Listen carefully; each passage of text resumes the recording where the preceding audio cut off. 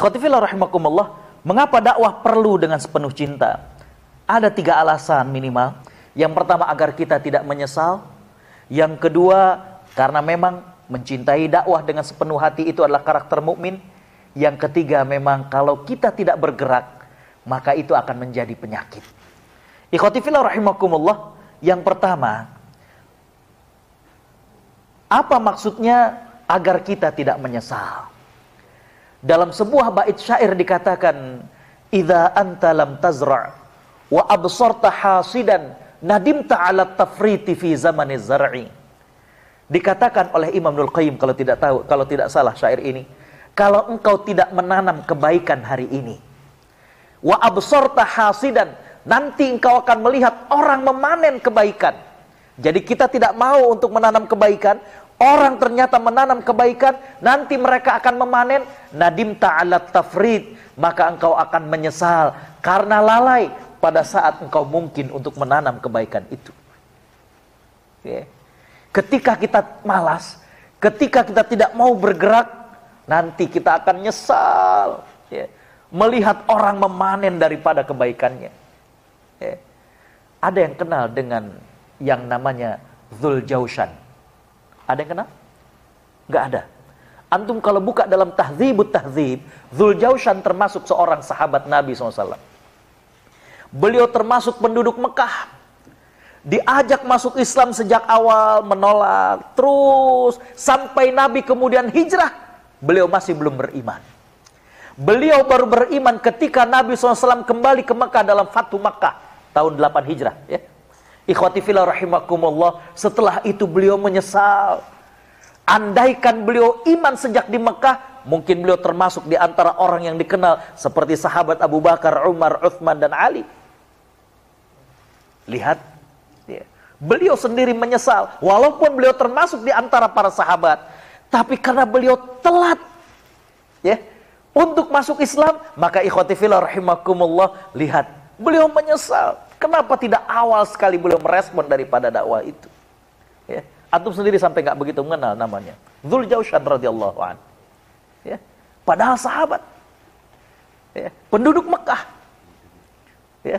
Ikhwati fillah rahimakumullah, antum tahu apa yang terjadi kepada sahabat Abdullah bin Rawahah ketika beliau mendapatkan pesan dari Nabi SAW bahwa beliau termasuk di antara komandan yang dipersiapkan. Ikhwati fillah rahimakumullah, komandan pertama syahid, komandan berikutnya syahid. Ketika Abdullah bin Rawahah kemudian mendapatkan giliran, sempat terjadi bagaimana pergetaran dalam hatinya. Makanya beliau mengatakan dalam hatinya, "Ya nafsi, qad kuntil yauma mutmainnah." Hei jiwa, sebelum ini engkau bagus-bagus saja. Khudi aula tukrahunna, ambil atau engkau akan dipaksa. Ikhwati fillah rahimakumullah, itu saja Abdullah bin Rawahah menyesal, kesal sekali. Karena sempat ada ragu, sempat ada dalam hati, wah kalau saya ambil, saya akan gugur seperti yang lain. Jadi ikhwati fillah rahimakumullah, kenapa kita perlu mencintai dakwah dengan sepenuh hati? Agar kita tidak menyesal di saat orang-orang sedang menuai daripada apa yang mereka lakukan. Kita telat, karena kita kemudian tidak mencintai dakwah ini dengan sepenuh hati. Yang kedua, ikhwati fillah rahimakumullah, mencintai dakwah dengan sepenuh hati itu merupakan karakter orang yang beriman. Allah Subhanahu wa taala berfirman, "A'udzu billahi minasyaitonir rajim. Kanu yusari'una fil khairat." Di antara karakter mukmin itu adalah mereka bersegera dalam kebaikan. Salah satu contohnya adalah pada saat terjadi perang yang disebut dengan Yaumul Usrah. Perang yang begitu sulit, perang yang terjadi di zaman paceklik. Ikhwati fillah rahimakumullah, perang Tabuk terjadi di musim panas. Antum tentunya bisa membayangkan, ana sempat Ramadan bersama antum di sini, bagaimana suasana rutubah, bagaimana suasana humid, panas tapi kemudian tidak nyaman bagi kita. Saat itulah diajak oleh Nabi SAW untuk berperang. Ikhwati fillah rahimakumullah, ada sahabat-sahabat yang miskin, dipimpin oleh Abdullah bin Mughaffal dengan 6 orang lainnya datang kepada Nabi SAW. Mereka minta diajak untuk ikut dalam perang itu, tapi mereka tidak punya kendaraan. Nabi SAW melihat sahabat-sahabat yang lain, udah nggak ada tumpangan. Maka Nabi mengatakan, wallahi ma hammaltukum. Demi Allah, aku nggak bisa ngangkut kalian. Allah Subhanahu wa ta'ala menggambarkan ketujuh sahabat ini berpaling dari Nabi SAW, dan Allah mengatakan, tawallau wa a'yunuhum tafidu minad dam'i hazanan alla yajidu ma yahmilun. Mereka berpaling dari hadapan Nabi SAW, tapi mata mereka menangis karena tidak ada yang mampu untuk ngangkut mereka. Setelah Allah menurunkan firman-Nya yang seperti ini, Nabi kembali memanggil mereka, sini, sini. Wallahi ma hammaltukum walakinallaha hammalakum. Demi Allah, aku memang tidak bisa ngangkut kalian, tapi Allah yang akan ngangkut kalian. Nabi tahu itu tangis kejujuran iman. Nabi tahu bahwa tangisan itulah yang nantinya akan memenangkan perjuangan. Tangisan ketika mukmin kelewat suatu kebaikan. Kita kadang pasrah saja. Ya. Kalau udah apalagi ada alasan, ya. Udah tuh, bebas. Ya. Ya. Ada kalau di Mesir, ikhwati fillah rahimakumullah, ada istilah dengan burikalaka ya jami'.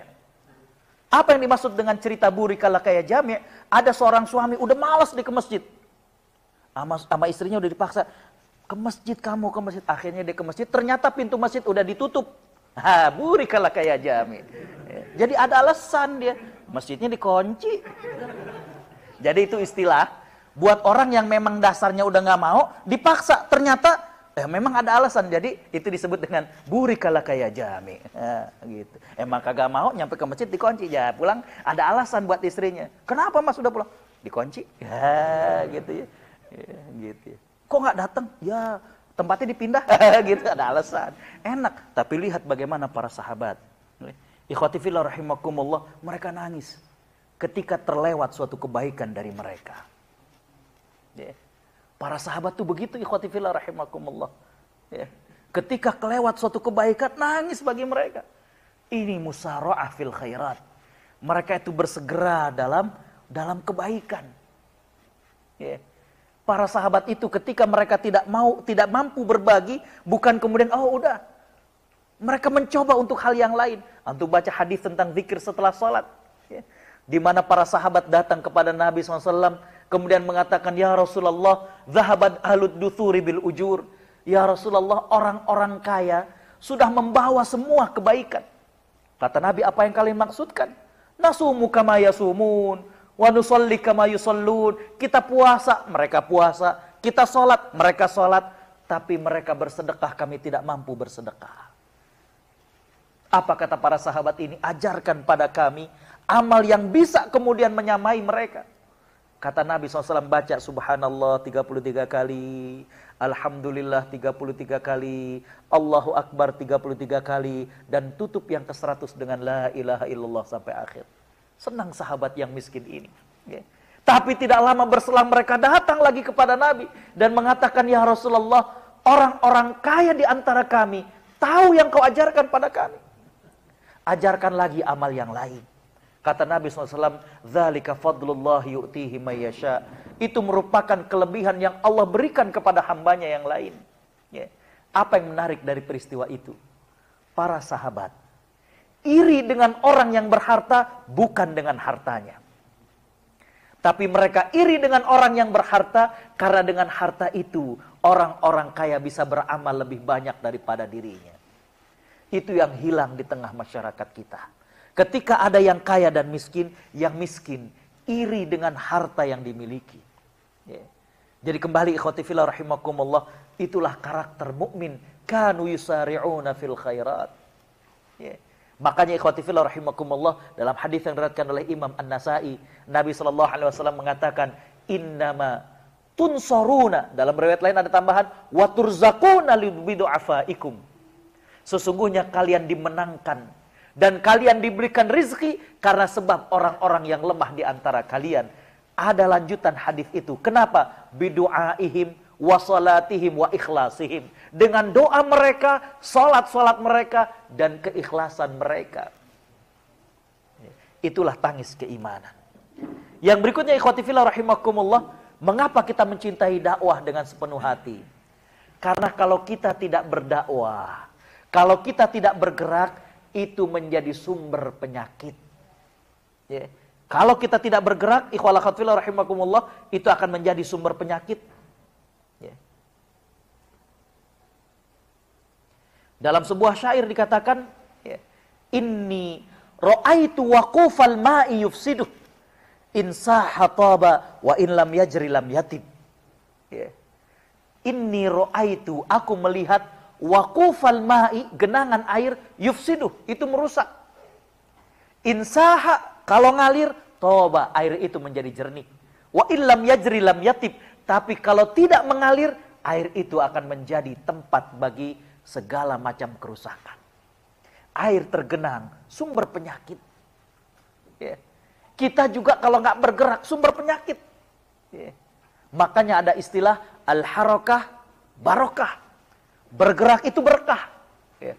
Olahraga. Ya.